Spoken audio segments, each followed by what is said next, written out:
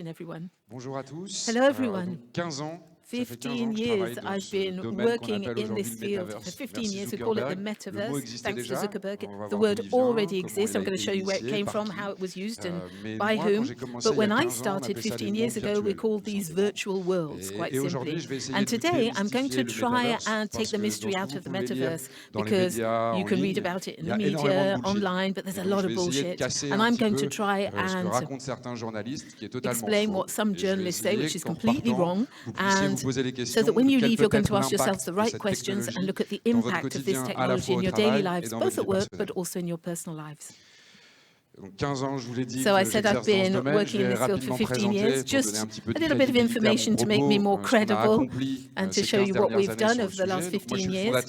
I'm the founder of a company called vCult, which helps organizations, businesses, so that they can use these technologies for immersion. I'll show you how. But before we do all of that, with my team, we've tried to imagine what the Metaverse is today.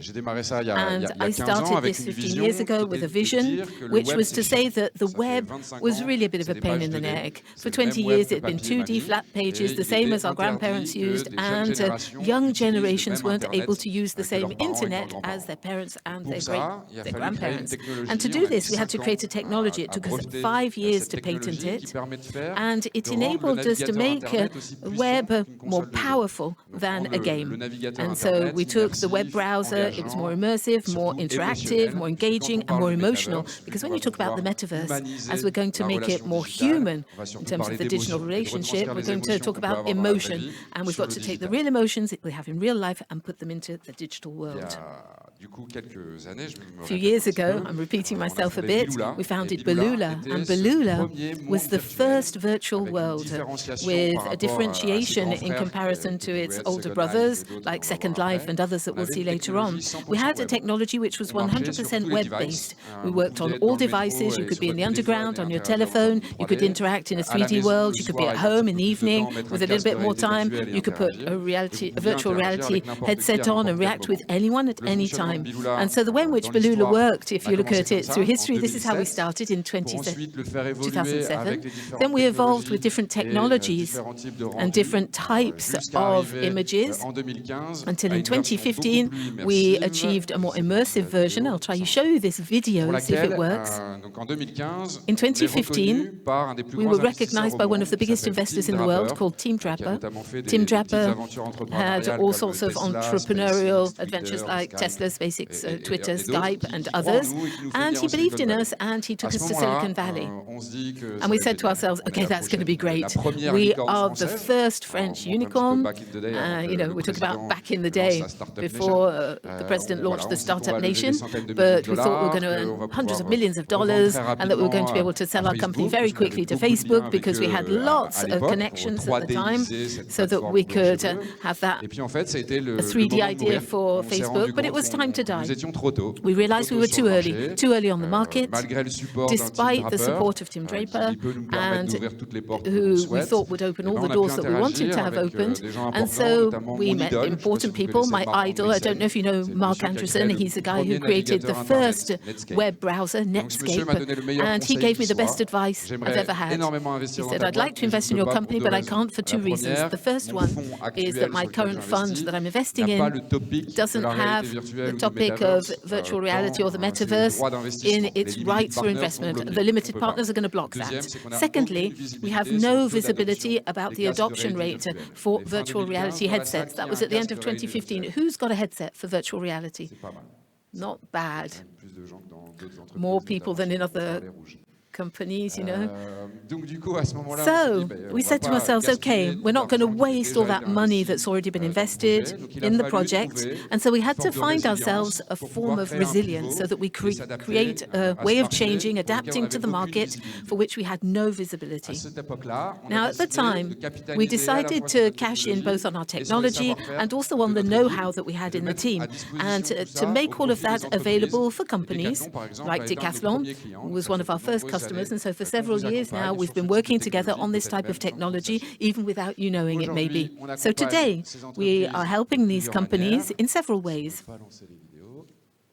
Unfortunately, my videos aren't working.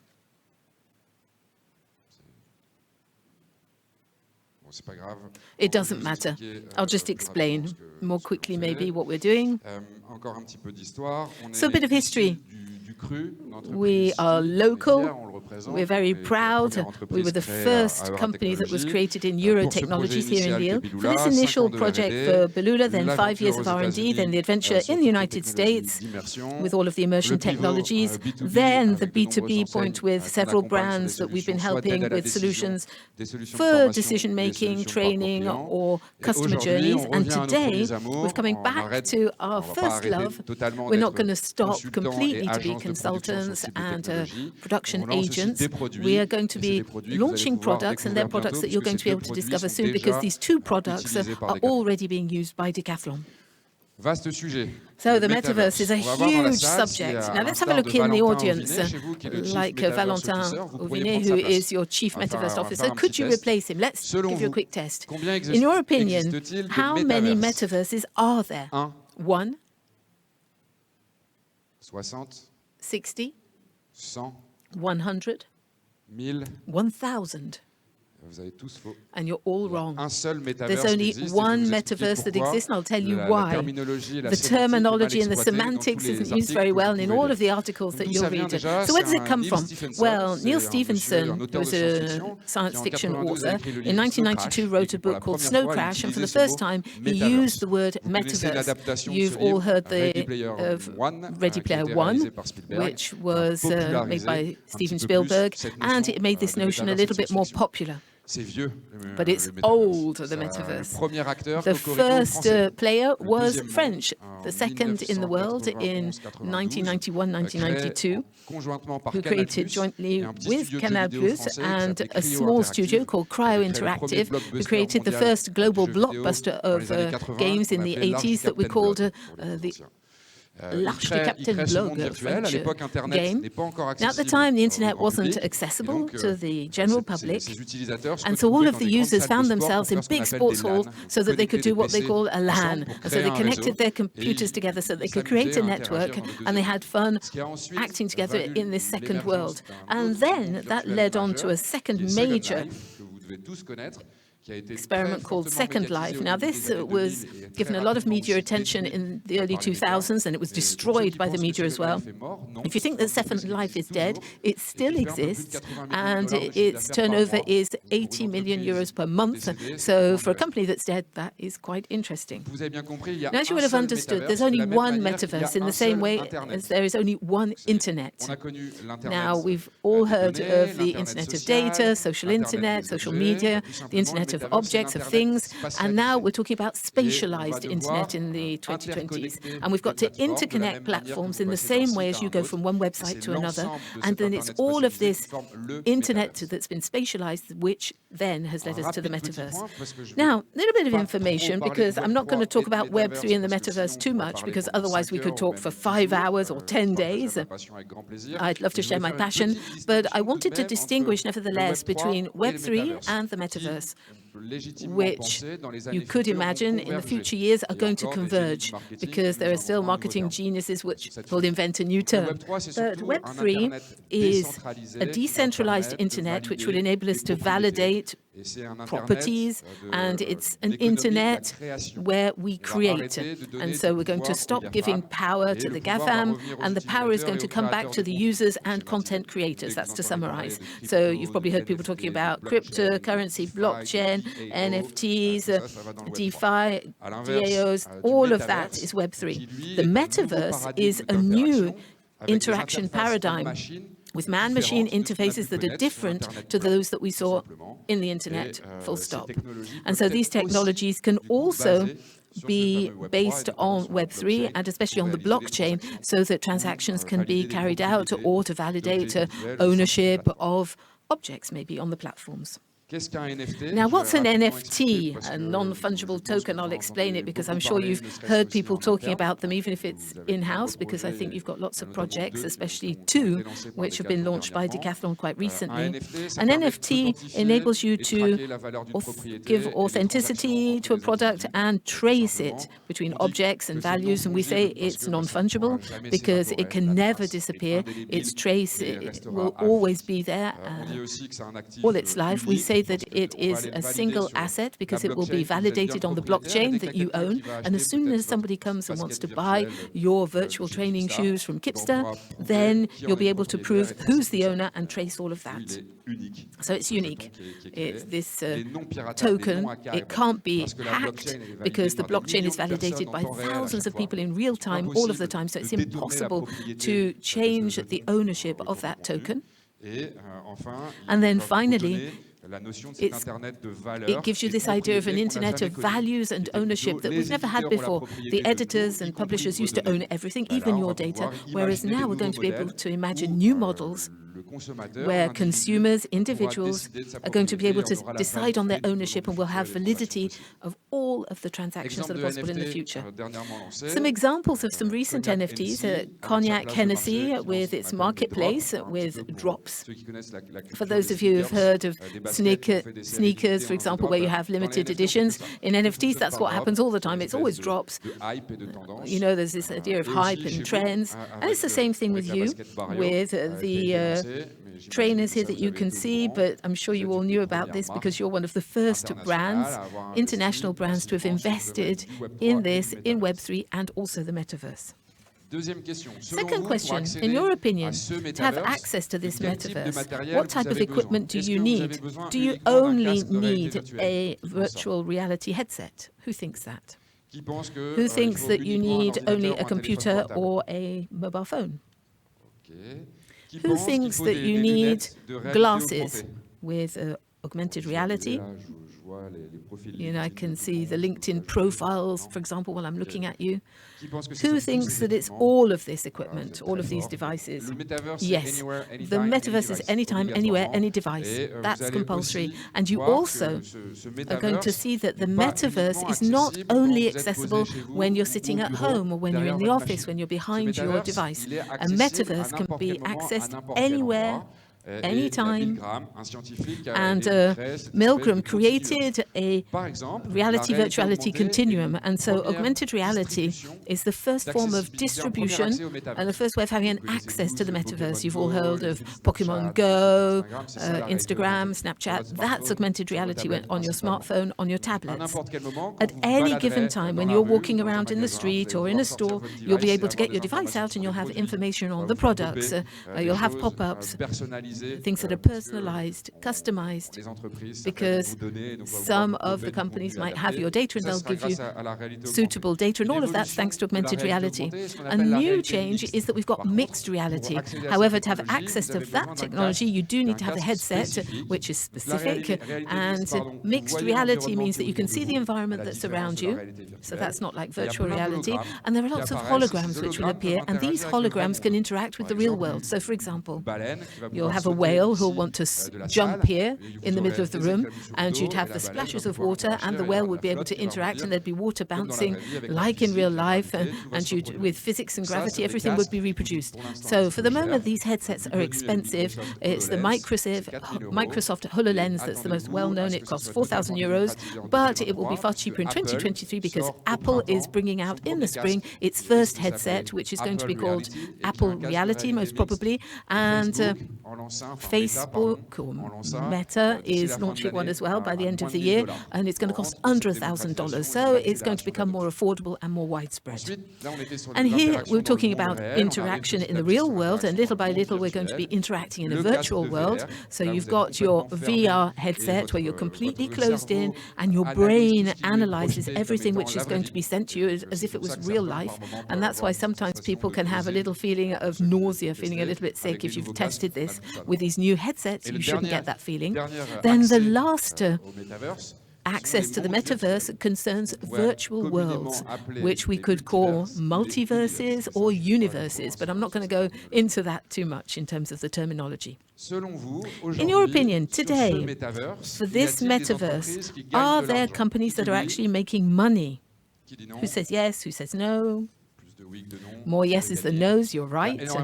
A lot of companies have already launched business models on this type of platform. I'm going to mention a few because we'll look at them later on when I show you the strategic axes that you could maybe follow for this type of platform. I'll show you some use cases of what you've got to do and what you shouldn't do. Ralph Lauren, Adidas, Pull&Bear, all of them are already earning money on this type of platform.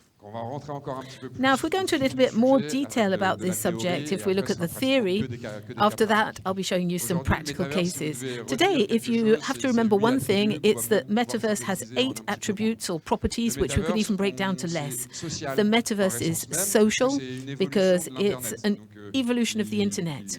And so it captures data, collects data for the real world, unreal world, social world, and your identity can be chosen via your avatar or multiple avatars, depending on the use that you would like to make of it.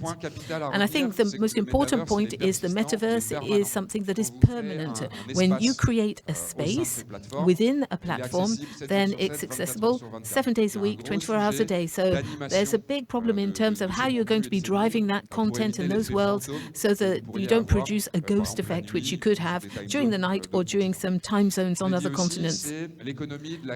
There's also an economy in terms of creativity, and so we're going to give the creation of content which is generated by users, the UGC. This is a new paradigm, a new model, whereby individuals are going to be able to create on the platforms and make money from doing so. I know Valentin's done it, but other people in retail in the north, they haven't yet blocked the brand names on their platforms, and they find themselves a little bit like the internet at the beginning of the 90s, with people who have bought platforms, you know, with Auchan, Leroy Merlin, whatever. It's connected to the real world permanently. Now, as you understood, depending on whether you're in AR, VR, it is unlimited in terms of possibilities, because you can both use the strengths of the real world and duplicate them and add things that are completely fantasy in terms of interactions and in terms of the decor. I'm not going to spend too much time on these layers, because these are layers for the IT teams within Decathlon. These are all of the networks, infrastructures that are going to enable you to have access to the metaverse. But there are opportunities here for you as a brand, either by making it easier to produce content in this economy of creation, so that you can design by listening to communities, involving communities in the ownership of what has been produced, etc., etc. And so there will be models which are responsible and virtuous. And then there's this idea of discovery as well, discovering content. There is a lot of data which is collected thanks to virtual reality. And the University of Stanford carried out a survey whereby for a user that puts a VR headset on, after 5 minutes of movement, you know who the person is and you can know who they are for the rest of their lives, because your body talks in a very personalized way. And so we also know how to capture all of that data, which we're then going to be able to use in a different way. And you'll see later on at the end of this, we'll be looking at CSR and the impact that this metaverse is going to be able to have on the rest of the world. We're going to have a new paradigm thanks to the blockchain, thanks to the decentralization of information, where we have the hope that you will own your data and that you'll be able to choose when and for how long and for whom, or to whom you're going to be giving access to your data portfolio. And that's going to be possible thanks to the metaverse. And then the metaverse is an experience, it's a game, it's emotions, interaction, immersion, and we're going to have a look at that later on. Today, for a brand, the opportunities of the metaverse are numerous. Well, they're already big numbers. $54 billion are spent every year on virtual objects. And so that Barrios trainer that you saw earlier on is now sold, and that's one of the virtual items. People buy it so that they can personalize their identity for all of their content. After that, there are 7 million messages in the chat on Roblox per day in terms of the discussions between the users. Second Life has a GDP of $650 million. $80 million are paid to this economy of creation and the people who create the content. So it's a real job creating content on this type of platform. And then finally, in terms of advertising, 20 billion by 2027, but we won't be talking about the same type of adverts as we can see on the internet. We'll be closer to a model which is like in the cinema or a game with product placements, rather than having banners and things that flash all over your screen in terms of income. And we're not going to be talking about the internet with an audience, but we're going to be talking about commitment and a sort of engagement between the consumers and the brand. And then finally, we have to think about the NFT market. Now, I'm against it, even if I do have cryptocurrencies. I've never wanted to buy NFTs since they were launched because I think that there's a bad use of this technology. And I think it's speculation, people who are buying NFT content with the aim of increasing the value, and they're ready to overpay for art. And just to give you an estimate, it's a market that is dropping in value. Now, that doesn't mean that the NFT isn't good and it can't be used in a better way, but on average, an average plot of land on a platform like cost $17,000. We're now down to $2,500. So that's just an indicator. Carrefour bought 3 plots of land in April in the sandbox and paid 350,000 euros. The reality of that purchase is not that they want to go into the metaverse very quickly. It was purely because they wanted to have a better value on the stock exchange so that they could increase their share price. So several approaches, several uses of the metaverse, as you will have understood. And after this, you'll be able to compare the use cases. Now, there are virtual worlds that exist, which are centralized. Quite typically, all of the platforms that are offered by the GAFAM. Meta has Meta Horizon. Microsoft has its own content. So they're centralized platforms. To the contrary, there are decentralized platforms as well, based on the blockchain, and they will have their own currency. And they'll also enable you to own things and earn money without the owner of the platform benefiting from it. And the user is going to become the king and will legitimately be paid for everything that he or she does. The second point is that the platforms where all of the content is created by the publisher or editor, or where we leave third parties to come and create decors, content, sell services to companies or third parties. Then you've got the degree of immersion, which will also change the use of the metaverse. Some are accessible on all of the devices that we mentioned, and that's the good image that we have, the aim and the vision. But to date, we'll see this later, the main players on the market aren't accessible on all platforms. And some of them are not even accessible in the virtual reality headsets where you've got the best experience and the most emotional experience. And then finally, we've got a rationale of internet versus software. And so we download an app in 2022, which is a bit much, isn't it? We should be full web. But again, a lot of these players aren't able to provide this type of technology.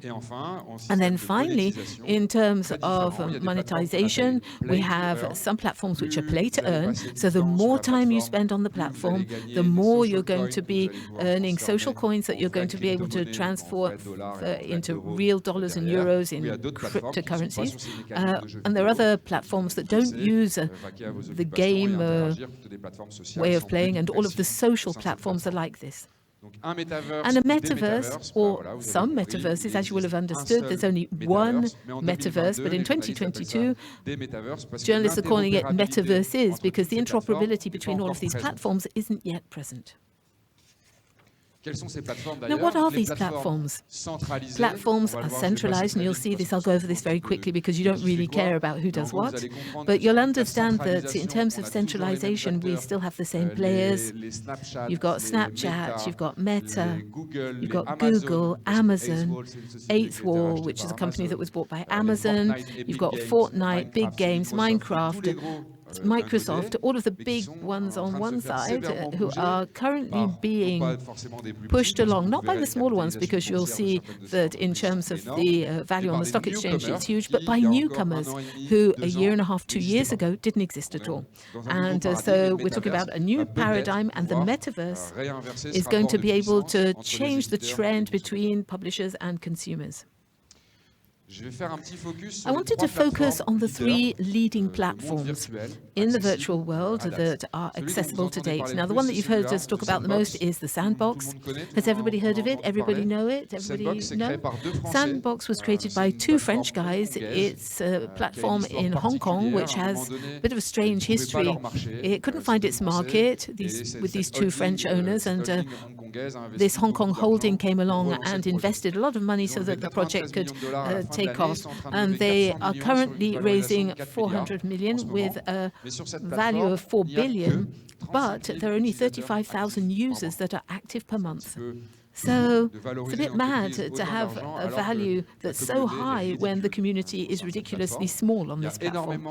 A lot of ads, brands like Carrefour, Casino, but lots of entertainment, music, artists, brands, brand content that's online. And this platform is only accessible on a computer by downloading the software. Now, maybe I should have changed my slide because for 2 days you've got the alpha version there for the owners of a Mac, and you can start to have access to it, but it doesn't work on mobile phones, doesn't work with headsets, and there's no augmented reality. So we're really very far away from this definition of the metaverse that we had for this platform. Second big player is Decentraland. They have got a little bit less money. It's an initiative that comes from hackers to start with. They raised 50 million, half of it by what we call an ICO. An ICO is a little bit like when you get started on the stock exchange, but with members of the general public, where you create a currency in your virtual world and people then buy coins, buy shares, and so it's a little bit, it's a way of capitalizing your company thanks to blockchain and Web3 tools. And lots of brands are there as well. They've made a lot of effort because you can have access via your web searcher. You don't have to download an app, but it doesn't work on mobile phones, doesn't work with VR or AR. The third one is Meta. Now, Meta has at long last launched its platform after millions or billions of investment. It's accessible in France only since August. So if you've got a headset at home, Oculus, you can use it. There are two versions. There's the Horizon Worlds, which is for the general public, and then you've got Horizon Workplace, which is for work. It's a collaborative space, a little bit like Google Meet or Teams. And they've only got 300,000 users enrolled, no brands apart from Wendy's, and they have got another paradigm because they're only accessible via a VR headset. So you can't interact with somebody who's just sitting in front of their computer or on their smartphone without wearing a headset. And so today, there's a lot of noise, much ado about nothing, because when you look at the number of users, it's ridiculous. When you look at the daily active users, 1,000 on Sandbox, like Roblox, with a value of 4 billion. That raises some questions about the economy. But then you can look at some other platforms which are also qualified as being metaverses, which are games to start with, like Roblox or Fortnite, and they have a real with 37 or 30,000 million active members per day. We've got another problem about the metaverse, because you're probably expecting to have great worlds like this with 3D images, a little bit like on a PlayStation 5, whereas in reality, this is what you get. This is the experience. Now, that's a huge problem. Carrefour, Mr. Bompard, says that he's the first boss in retail to believe in the metaverse, but nevertheless, you know, he should have employed a team and called upon some service providers so that he could create something that was a little bit better. Now, you can see the limits of the metaverse. The first one, should it be decentralized? Yes, it is, and we're offering the blockchain, etc. Is it interconnected and is it interoperable? No, as you will have understood. It's not interoperable like the internet is, and that's a real problem. And a lot of work has been done about this. There are formats that are currently being put out by consortiums in which you don't have all of the big players of the market like Google, Facebook, and Microsoft, so that we can come together to create a universal language in the same way as we did with HTML, which is the universal language of the internet. Second point concerns the low user traction. I've already spoke about that. Also, the slow take-up of technologies, especially VR headsets, because the real experience that you can have is when you've got a headset on, and it's fantastic. For those who haven't tested, you should. And then also the 3D images, which are really limited, and it's so frustrating in terms of the experience. Now, very quickly, I'm going to show you a bit more about the vision. Today, we find ourselves in what we call the adverse, that you've all known, with adverts that we've had since we were children. Now we're going into the Deja-verse, so Roblox, Decentraland. These are platforms that are non-interoperable, they're individual, and we're currently starting on what we call the Transverse, and these are players that come from tech, and they're going to enable us to get over that gap so that we'll get to a metaverse. In a few years, you'll see that metaverse won't be in your daily lives before 5 to 10 years' time, because there's a lot of bullshit at the moment, a lot of media coverage, and that's just because Zuckerberg, has changed the name of his holding. And so Unity and Unreal are 3D engines which are used free of charge by developers throughout the world, and you could think that those players would be the people who would guarantee interoperability and standardization in the future. And then the metaverse, that's what will happen afterwards with the interconnection. If we go a step further, there's this real connection between what's real and what's virtual, and try to make them completely linked at any time. And we're already starting to experience this with applications for geolocation like Niantic. Niantic is a company which created Pokemon Go, and they now make SDKs available to developers so that they can have geolocated 3D models. And you can imagine that you would walk around near a sports ground or a basketball pitch, and you'd start your augmented reality application, and you'd have products from Kipster, for example, or Tarmac, rather, which would be offered to you via your use. And so we'll be able to interact as well in the real world, and one day we'll have the Oliverse, the Holyverse, which will be maybe eternal life, but it'll be a total interconnection between the real world and the virtual world. So to summarize, when's the metaverse going to be with us? Well, I've already given you a spoiler. I think it's going to be for 2030, not before. Everything is being created step by step. And what we're going to try and look at now is, if you want to start your process, if you want to start to work with your teams on this, there are already things that are possible, and they give you a return on investment, and they really are linked to the needs of your users. The first problem that you've got to look at is you've got to test the XR schemes that are available. Now, Decathlon is one of the pioneers in the world for this type of technology, because each time I meet people from Decathlon, I say this, and people always look a bit surprised. You were the first in the world to use virtual reality in your outlets.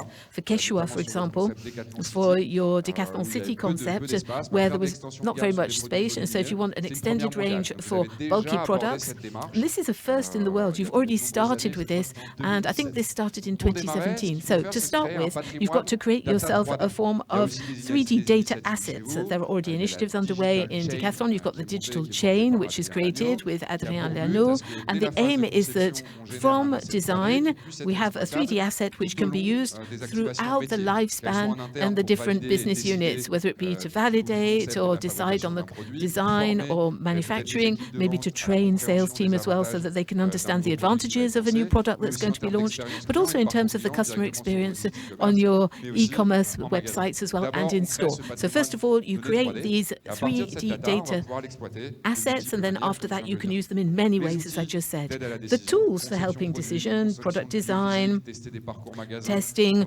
store journeys even before they exist. And what's important for all of these decision-making tools, it's going to make your work easier.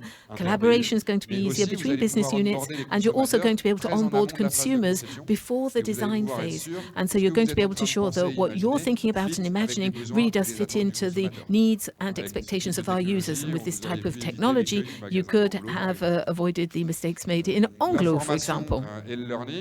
Now, training and learning. This is quite commonplace. Two types of content are possible. Either what we call soft skill training for personal improvement, how to welcome a customer, how to train salespeople, where we're going to use content which is going to be more immersive and 360-degree videos. But we're also going to create what we call hard skills.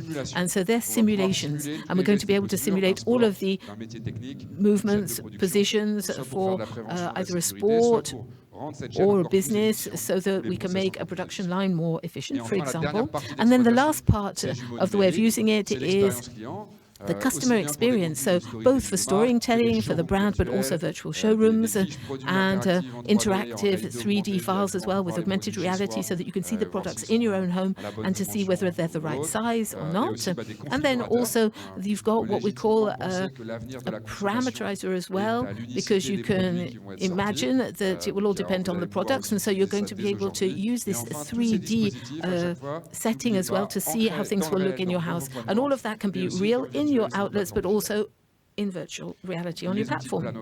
And then, now here we've only got videos, so I don't know whether these are going to work. I'm not sure. if I can just click. Je vois que ça passe pas. Vous pouvez faire du planogramme, du So you can have magasin, mais vous avez déjà planograms, you can test packaging. You've got the Merch 3D in Decathlon that I was so honored to be able to work on. I'll send you this afterwards, maybe. Now, Walmart has bought 17,000 Oculus headsets in 2018, so 4 years ago, and 1 million people in Walmart have already used them for training. Now, we haven't yet got anything that can be used by the teammates. 3D e-commerce as well, again, with a first in the world that was developed by Quechua, so that you can see all of the products with a boost in the transformation rate and an increase in figures thanks to all of that.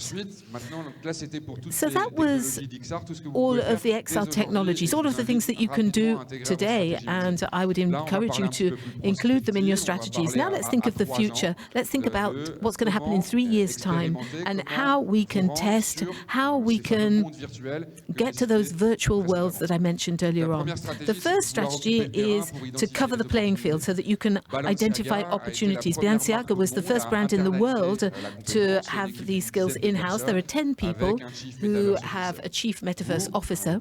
You, in Decathlon, were the first company in Europe to do this with when you appointed Valentin, so that you can use all of these subjects in the company. I don't know if he's got a team, but in any case, he works 100% of his time on these subjects. So have in-house skills. That's the first thing to do. Secondly, you have to try and assimilate all of this with your teams. And so you've got to use headsets in your processes for design, for your products, so that you can spread all of this and make it more widespread amongst the teammates. And Walmart is a perfect example with the headsets for training. In 2017, they bought a startup like ours so that they could have all of the technical skills in-house and so that they could produce everything that they wanted to roll out to their teammates, but also with their customers. And also, Walmart was the first retailer to have protected its IP. As I explained earlier on, a little bit like Vivendi in the 90s that paid a fortune to people in Senegal who had paid for their domain name. They did the same thing, and they protected all of their content on all of the platforms. Now, this same idea of occupying the playing field, Carrefour, I think we have to congratulate them for this initiative. They were the first French retailers to have gone to the metaverse, mainly so that they could increase their value on the stock exchange, because otherwise the markets would have gone down if they hadn't been present. But the rationale was to diversify.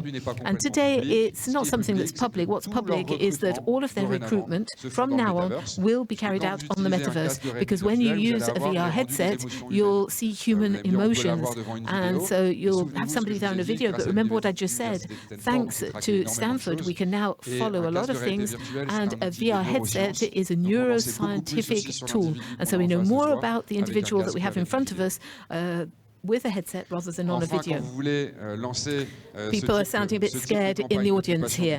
And then to continue with this, we also have to aim for exclusive content. And that's where the Barrero campaign was excellent, because we had limited editions, we had drops, and therefore we were exclusive. To summarize this second strategy, if you want to gain in ground and identify opportunities, either you have got to have a sort of PR and marketing strike, that's one strategy. So you've got to go and see the brand managers so they can give you a budget, because that's going to be their business. You've got to acquire new skills in-house. That's just so that you can be trained and have the future talents of tomorrow, today, who are going to cover these subjects, understand the new uses, anticipate or think ahead about changes in e-commerce. As you've seen, there are lots of people making money on this, and also federate the early adopters, because there is this economy of creation. And maybe it's a shame that the next designers for sports equipment or sports apparel, that they must have to start business on their own,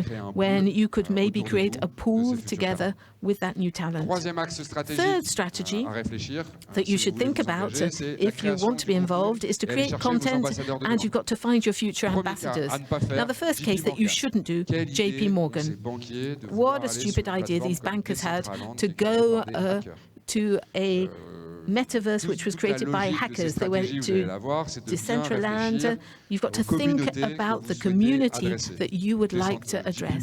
So JP Morgan was a great flop, Samsung as well, with the first virtual people marching in the street. They created red T-shirts that they sold, I don't know, for 0.03 Ethereum, and that represents probably about 50 euros. And they all bought those red T-shirts so that they could go and demonstrate in front of Samsung. So there's a bad fit between the community and the message that the brand wanted to get across.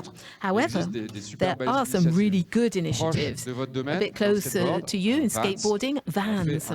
They had a real success on Roblox with the Vans World, where you can have access to a tool where you can create a Vans shoe, you can customize it, and then you can go and pick it up in a store.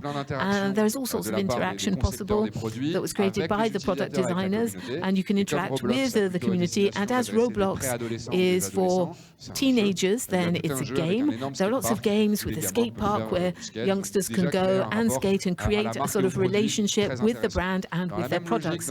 In the same way, with another best practice that I could show you, Forever 21, another brand, a textile brand for teenagers, yet again, created again in Roblox a simulation experience. And so when you go onto Roblox, and when you go to this space, you become the owner of your own store, Forever 21, that you're going to have to organize with human resources, accounting, logistics, and so it creates an interesting link to the brand, and it's been very successful, like Vans in that virtual world. So all of these strategies will enable you to identify niche communities so that you don't make any mistakes. You'll be able to diversify your presence in different platforms depending on the different products that you would like to shoot out there. The aim is to create retention, avoid any phantom spaces because it's not a store, it's open 24/7, and then also you're going to give the power to your audience in the same way as Forever 21 has done, and that's how you're going to create a real engagement with individuals who are going to love the Decathlon brand. Last strategy that I wanted to talk to you about, if you so wish, if you'd like to go further in the Metaverse, first of all, you have to think about monetization. $100 million in turnover for a company that you maybe have never heard of, called Artifact. Has anybody heard of Artifact? 2 people? 3? They're in sport. It's a company that was created during COVID, between the 2 lockdowns, where designers created 3D training shoes, like you can see here. They're virtual training shoes, NFTs, and these virtual training shoes in 6 months will have enabled them to earn 100 million euros in turnover, and so Nike has bought them for over 2 billion. So today, Nike has started to launch what they call cross-selling. So when you buy a pair of trainers for yourself in real life, you have that same pair of trainers for your avatar so that you can use them in the Metaverse. Même logique, et vous avez de la chance, Now, vous avez la marque in the same way, you've got the ideal brand and business so that you can be really present and strong in the Metaverse. Now, here we've got sports brands or luxury brands or entertainment, and you've got a very strong brand. And so for me, you're the only company in France that has so much potential in the Metaverse. I'm not trying to flatter you here in any way. And you can see that Adidas, when they collaborate with Bored Ape, can you see those little monkeys that are sold as NFTs? Have you seen them? Several millions of them have been sold. Neymar bought one not so far ago. He paid 2 million for that little monkey photo that he can put on Twitter or Instagram, nothing more. And they have collaborated with people, and they made 23 million euros in turnover. That was one drop of Bored Apes in 10 minutes. So just that virtual collection. And the people who bought that virtual object saw its value being multiplied by 4 in a few days only. So that's really incredible. Other cases, success stories of campaigns, like Ralph Lauren, where they've earned money. Ralph Lauren went into the Metaverse not to sell NFTs like we saw earlier on. They used this virtual world as a tool for acquiring customers and diversifying their clientele. They went to Roblox and they created a Ralph Lauren world, and they captured the Gen Z, and that Gen Z was then sent to their e-commerce website, which enabled them to increase by 40% their turnover only on that community and for that profiling of consumer. So if you'd like to make money right now on that platform and you really want to and you want a return on investment, then you're going to have to invest in NFTs, which you already do, with personalized content and exclusive content. You already do that with Barrio. And you've got to think omni-channel, because when you buy something virtually, you've got to see it in your stores and also on your website. So you mustn't only think about the 3D world or the virtual world. And then the last part, this is a way of opening up, because it's great what I'm telling you, I'm sharing my passion with you, but the players in this industry are quite conscious of the fact that we created a consortium with Europeans who are working on this subject, because we know that there's an environmental impact, and there are also negative aspects like all technologies. You know, if we look at the internet, we've got smartphones. Unfortunately, each technology has its good uses and its bad uses when they're in the hands of the wrong people. The first one, what about governance in the metaverse? On the internet, there are people who are supposed to govern, like W3C, and it's only the GAFAM that monopolize them, and they are the leaders. So how today are we going to be able to have a form of governance which is going to be free? And we think that decentralization is probably going to be the key factor for success if we're going to move away from the model, but I already mentioned that. And then the second point concerns on interoperability in the metaverse, so that you'll be able to go from one world to another. And so we could ask ourselves a question, and we could ask whether there's a real desire for the market players to be interoperable or not. And you can read the quotation here from Jérémy Lamery.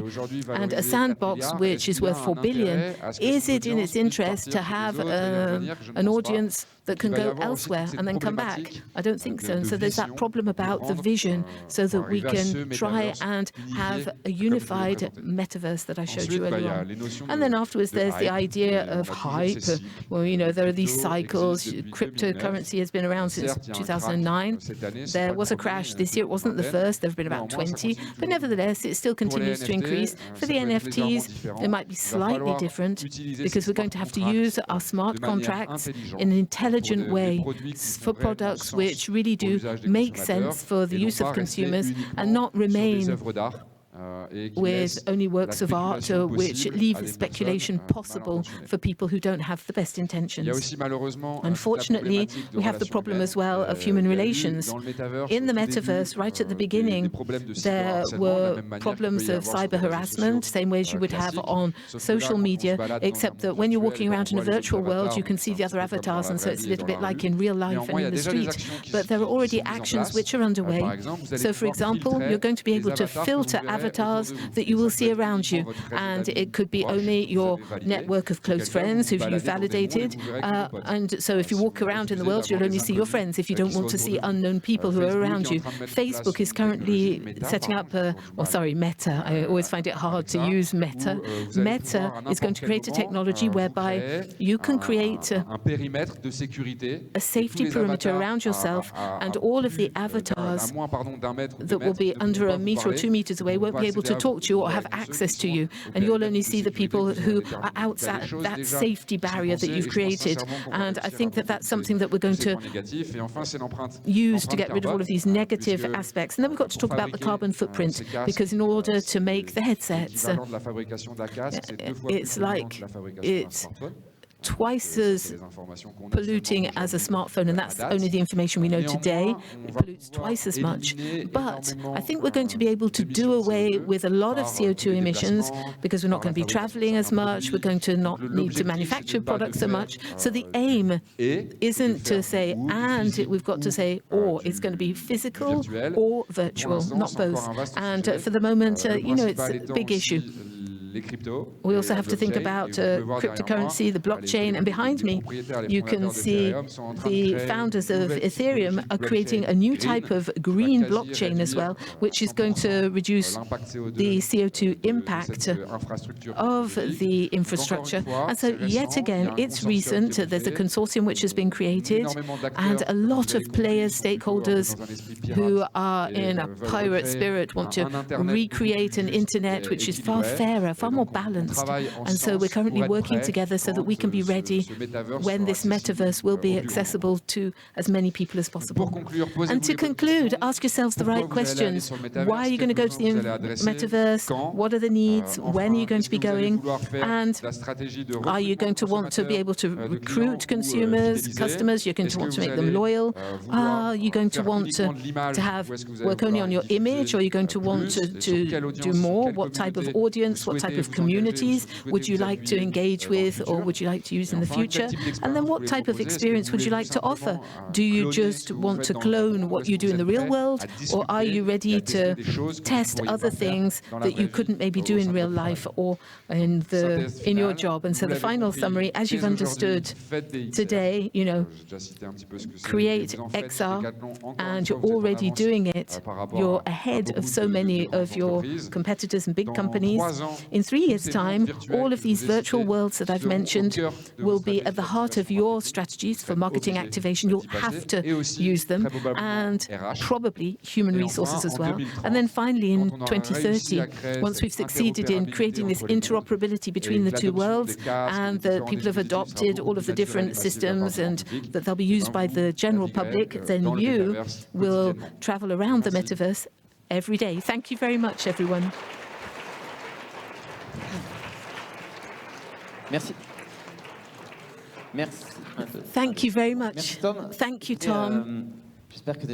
Well, I hope that that has given you some food for thought. Now, to the contrary of the last Inspir'action, we'd like to have a question and answer session. Maybe there are some things that struck you. Maybe there are some things that Tom didn't go into much detail about that you'd like to know.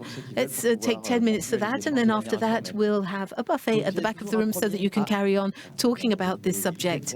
There's always someone ready for a first question. I had a question with regards to the last part of the conference. You were talking about the environmental impact. I was here for the first conference led by Arthur Keller, who showed us that we were getting closer to the 6th time that human beings will have been extinguished from this earth. And I was wondering how we can reduce our environmental impact, because we don't ask ourselves why. We're sort of saying, why not? Well, as we can do it, why shouldn't we do it? And I'd ask myself a question and say, but why should we do it, as we know that we are going to have this mass extinction which awaits us for mankind? We're talking about reducing our environmental impact, but it's a little bit as if we were creating a bulldozer with green energy. We're continuing to destroy everything on Earth nevertheless. And so I get the feeling that, this frightened me far more than Arthur Keller in a way, your presentation today, because I get the feeling that men are continuing to want to destroy everything they can. And you put a quotation up with Cédric Bornache, and there was another quotation in which he said that we probably only had 30 years ahead of us and possibilities whereby we could use digital technologies. And he said, we'll have to make choices. We'll have to make choices about the use of digital technologies and say what we want to do with it. And so in the future, do we want to have a cell phone? Or do we no longer want it? Do we want the metaverse? And so my question about that was, what's your vision? What do you think? Do you think it will be accessible to all in the future, the metaverse? Or will it just be a question of a niche for rich people who will be able to wander around the metaverse, whereas most other people won't have access because digital technologies will be limited? I think it will be accessible to all, and it's what we're hoping for. Even the big meta players like Mark Zuckerberg, he's giving millions of Oculus headsets to schools so that they can learn. The metaverse as well is going to enable us to speed up the inclusion of people who have been left aside, people who have health problems, for example, people who are abandoned socially and who can't experience that much in their lives. I think virtual reality in the metaverse is going to enable them as well to have experiences which in reality would never have been possible for them. In terms of education, the power is huge. My children have never watched the television. They don't have access to a smartphone. but at the weekend, they're allowed 2 times 15 minutes of virtual reality in a headset, and it's only educational content. So understand the human body, understand a story, because you're in Rome in during the antique period, for example. And if we want to have a digital way of interacting, I think that's what it's going to be. And there are so many initiatives underway that are heading in this direction, not in France, but very often Estonia is one of the forerunners, and they have a lot of lessons which are now online and use this type of system. So maybe we could imagine that in the French national education system or throughout the world, then you'd no longer have a school bag, you'd have this type of device which would be given to all children, and they would then be able to use it their whole lives, and maybe they won't use a smartphone anymore. I don't know. It's just a personal vision of how it might be. I don't know what will happen. I'm not a philosopher. But that's what I think in any case. I hope I've partially answered your question. Thank you. Any other questions? Anybody here like to ask a question? There was a question with regards to the opportunities. We've spoken a lot about business, but you said in 2025 there'll also be a trend as well with regards to human resources.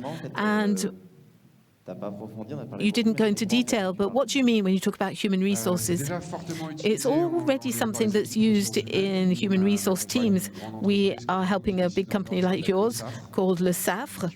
Le Safre uses this technology both to train colleagues, also do skills reviews, organize meetings, in-house conferences. They use it all the time. They use virtual reality so that they can do that. They also use it for prevention. Earlier on, I was talking about production lines, that they train people for the way in which they behave. Very often there are problems linked to health and safety. You could have colleagues who for a very long time have been working in jobs which are damaging their health, and they're not necessarily using the right movements. And so there are lots of ways of using this that the human resource teams with our customers are already using.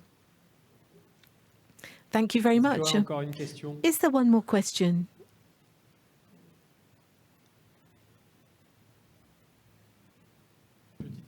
Yes, a quick question about Meta. Lots of people are sitting in front of their computers. How can we link that to sports activation? So a guy would do more sport at home, maybe with somebody who's on the other side of the world. What type of opportunities do you see for that? Now, there's already a lot about that. Why don't you contact Valentin, because there are already lots of tests being carried out in Decathlon. Lots of initiatives are underway, and I really do think that VR is suited to sport. It's not like a computer or a telephone.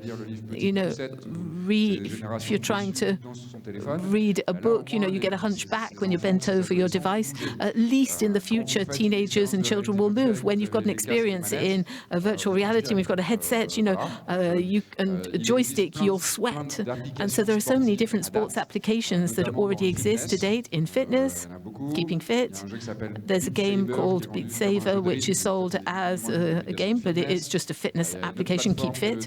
And then there's another one that's just been bought by Meta, another platform that was bought so that it could be put on its site.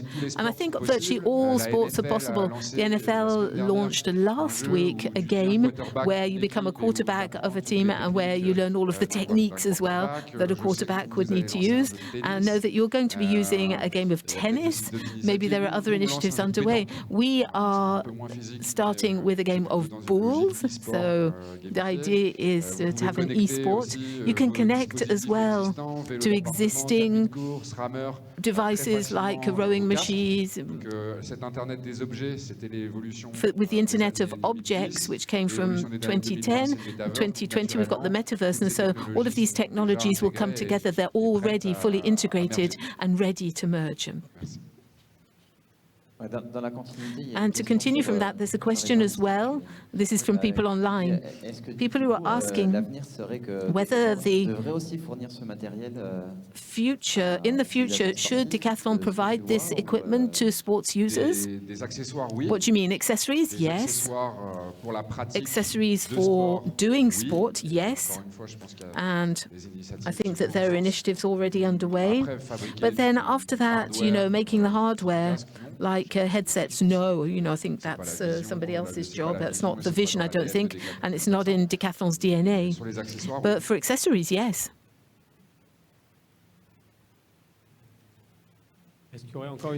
Is there another question before we close?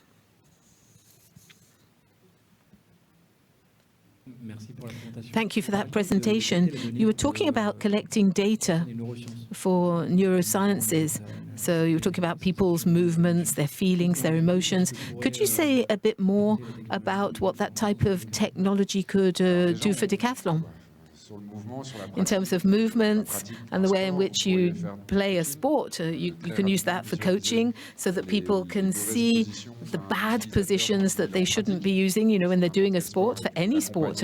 And that way, Decathlon can help users to correct their position. So that's the first thing that you could do, using that data that's captured or collected. Then after that, there's all of the enriched data that we'll have once we can see users in 3D spaces, so not necessarily doing sport, but anything that's possible to be done on a website in terms of tracking can't necessarily be applied to a store, partially maybe, but not all of it. So here we're going to be able to combine those two worlds and capture all of the behavioral data that's possible that you can imagine from a user within a specific space, which afterwards would enable you to make decisions about whether you should duplicate an experience that you can have in a virtual world, and the object is to apply it in a real world in areas where people could do the sport. And you'll be able to track and use all of that behavioral data. And then there's another aspect which is important and which has really been used by all of the decentralized players, and that's what we call the VRM in data. So it's the opposite of a CRM. And a VRM means that each individual owns his or her own data in a safe.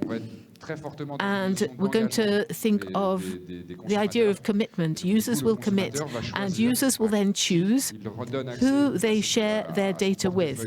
They'll have a portfolio of data. They'll decide which data can be shared, with whom, and for how long, and to do what. And so there'll be a real shift in paradigm with regards to customer relations. Thank you. Thank you very much, Tom. A round of applause.